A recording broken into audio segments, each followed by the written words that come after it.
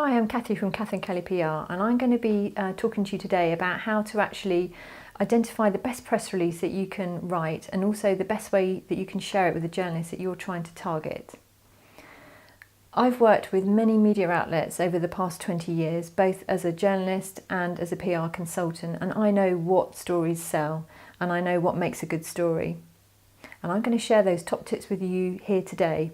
I'm also going to be adding lots of free materials over the coming weeks and months, so be sure to subscribe to my channel and go to my website catherinekellypr.co.uk to make sure that you don't miss out on anything which could be useful for you. So first of all, you need to identify which is your strongest story and what you want to try and push. If you're not sure about which is the best story for you to start with, then chat to your teammates or colleagues. There may be something which is very obviously something that you should focus on. It may be a development, an event that's on the horizon, it may be an acquisition of another company, and something that's quite significant for your organisation. Sometimes you don't actually know what's a good story because it's right under your nose and you're too close to it.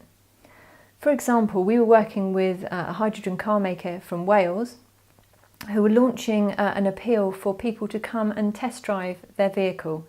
They didn't think that there was anything amazing about that, but we thought that made a great story. So we convinced them to let us write a press release. And this is what we did with it.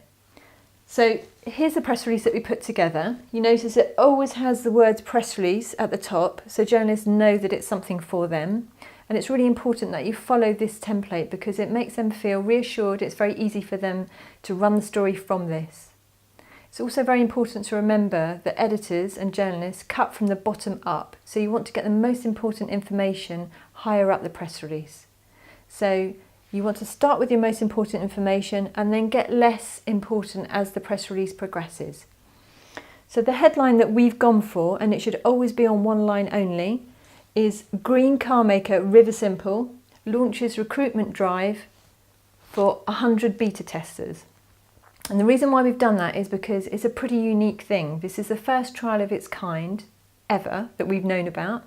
So this is the first time that people can test drive this car and actually feed back to the manufacturers, and that feedback will directly influence how the car looks and how the car will be offered to customers in the future. So it's a pretty big deal. And we issued this press release and we got amazing coverage from it.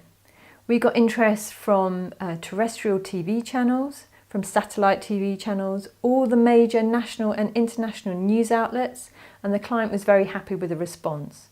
The interest also carried on over a period of months, and we've recently secured further coverage, both on TV and in online and print publications, to actually continue this story because it just struck a chord with them.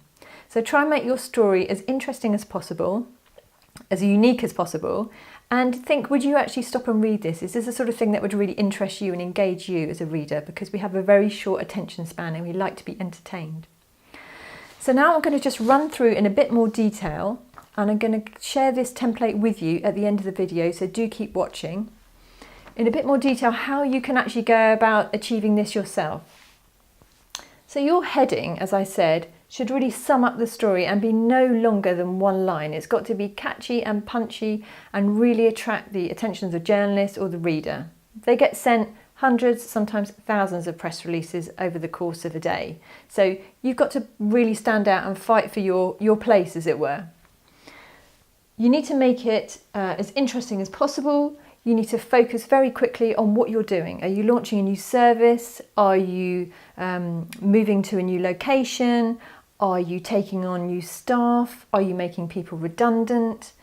You need to try and sum up the crux of your story in the first paragraph. So it's really got to say what it is. River Simple are launching a campaign for 100 beta testers to run in Wales in the summer. That's it. And then all the other information is supplementary, and you back it up with comments and facts and generic company information. So first paragraph, tell your story in more depth than the heading, and it should always include your business name and your office and the address or the town or the city where you are.